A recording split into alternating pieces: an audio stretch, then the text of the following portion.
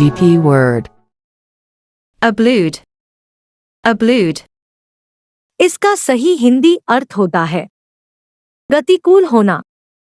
इसका मतलब है उक्ति उपाय आदि का उल्टा फल होना। Let's know with sentence example. The pipeline passes through areas which could be ablued to India in some future time. ये पाइपलाइन ऐसे क्षेत्रों से गुजरते हैं जो भविष्य में भारत के लिए प्रतिकूल हो सकते हैं।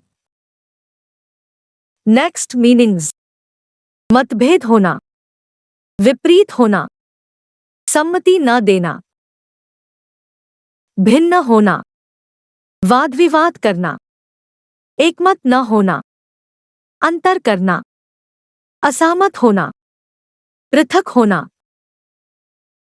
Let's know all 5 forms of ablude.